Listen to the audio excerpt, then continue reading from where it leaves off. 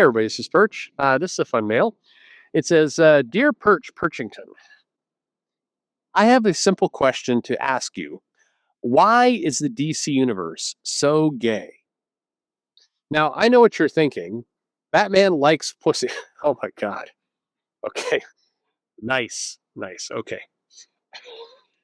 But, fuck. All right. Only on this channel, right? Uh, yes, he is attracted to Catwoman. All right. Uh, uh, back, back, back to the mail. Uh, it says, Uh, I don't mean the sexual type of gay.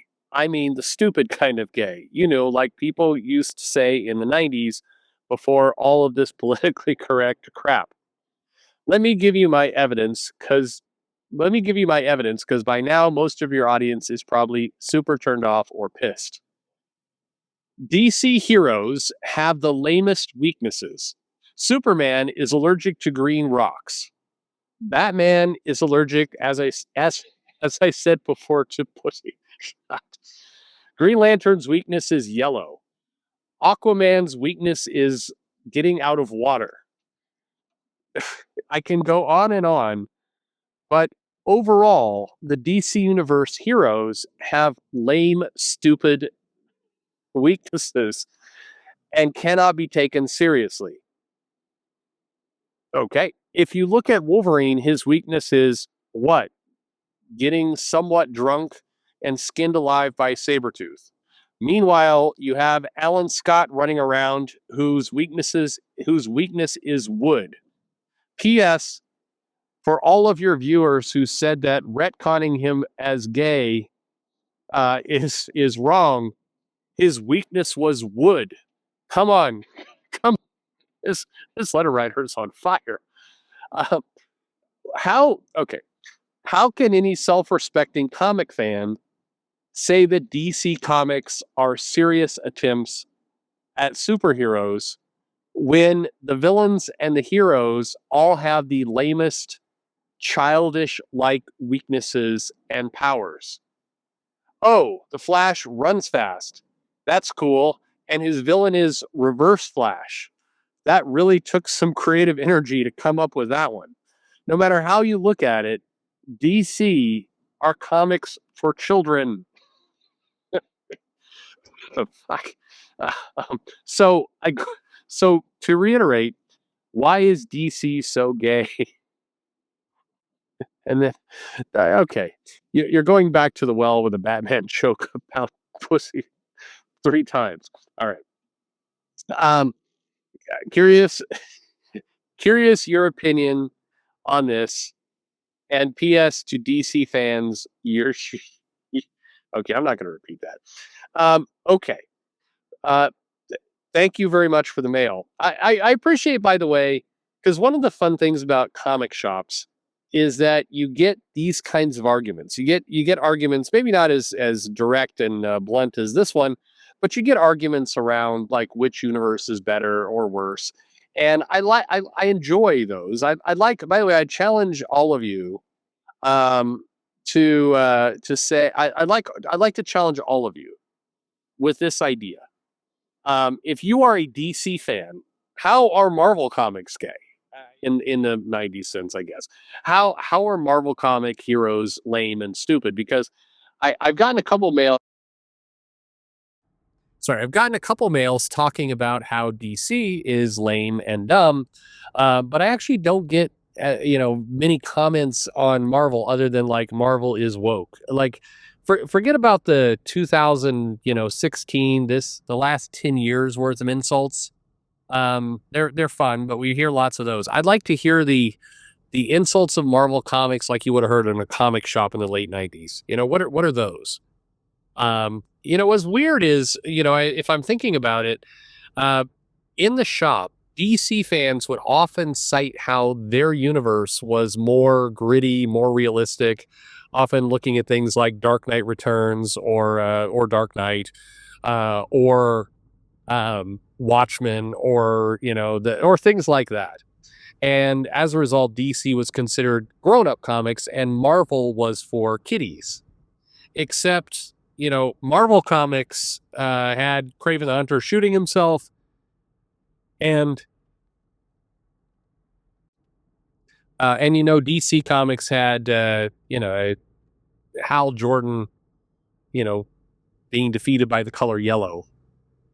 So I always found that a kind of a weird stretch. But I know there's some DC fans out there who would be, who can properly insult Marvel. So I ask you to write in to the comments, sure, but write me some mails. Let's get some trash talk about Marvel. Again, that is not just the MCU. Sorry, that is you sound lame with the M. I get it, MCU. It's funny. You took the C and you made it a girl name. You're very clever. No, I'd like to hear some real shit talking. Anyway, back to DC. Look, I think I've thought about this too. And whenever I talk to a non comic book fan and they ask about comics, this comes up a lot, at least in conversations with me. Is the DC heroes, by and large, do have a lot of weird weaknesses. Superman's weakness to kryptonite. Okay, well, it's radioactive rocks from his home planet. Okay. And then there's generally the conversation stops there. We don't get into like the pink kryptonite and gold kryptonite and white kryptonite and red kryptonite and all the other stuff. I mean, you get to red kryptonite because a lot of people have seen Smallville, and there is the episode where he got some red kryptonite and he just went off to go bang Chloe and just have a good time. I think that that the red kryptonite makes Superman a dick. That's well established in Superman 3, one of my favorite movies of all time. But the rock weakness, okay. The Green Lantern, the weakness to wood and weakness to the color yellow. To me, I feel like the weakness to the color yellow was always fairly indefensible. It was always like, what, it's the yellow spectrum color. Reading some of those Silver Age comics, those classic comics, there's just no way you could with a straight face talk about being weak to the color yellow. It was lame. It just was. There was not a way to make that really work. Wonder Woman being tied up, you get to a lot of the Golden Age, Silver Age kind of weaknesses of heroes, and a lot of them were pretty stupid. DC, I think I always say struggled, but there was I don't know how to describe this, I guess. Fans come into comics and you either gravitate toward one universe or the other. And both of them have their flaws by far. And, DC's flaw always was like the characters were a little bit, I think, easier to understand. We had a guy who runs fast. We have a person who swims good and talks to fish. And we have, Green Lantern who can make energy constructs. And you have, Wonder Woman who's looks like a gladiator and has a lasso. And you have Superman who is super. And I mean, you have these heroes and these powers and these characters and the names and the all the rest that are very much kind of archetypes of, whatever that power set is. And in Marvel, it's more complicated. You have Spider-Man, and it's like he has spider powers, but it's not like he's fully a Spider-Man. And you have the Fantastic Four, and they've got powers, but they're not like you imagine that if it was a DC team in the 60s called the Fantastic Four, at some point, they would have, like, their power would have generated a big number 4 whenever they used it or something. It's like, I love the Legion of Superheroes. By the way, I should say at this point, I love DC Comics. I love Marvel Comics. I equally love both. I can acknowledge there's some weird, dumb parts of both of them, but there's also, they're magical to me. I love the Legion of Superheroes. That said, the Legion of Superheroes has like Lightning Lad, and he has lightning powers. And I mean, you have Element Lad. I mean, you just have characters where like the name is what they are and the power is what it is, and it's like they've got a Legion ring. I mean, if you really kind of break it down, it gets.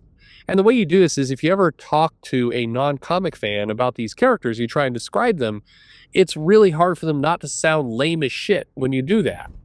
But and then you're trying to explain to that person. So have any of you had that experience, by the way, where you're talking to a non-comic fan and you're trying to explain why you love a certain comic, and the The challenge with it is that the comic, no matter how you describe it, it sounds lame as hell. Uh, I mean, that's just comics for you. It is what it is. So anyway, um, I don't have a clear answer for you about why DC characters are lame, as one the word used, but I get it. Um, I, all I can say is, there have been lame stories, there have been amazing stories.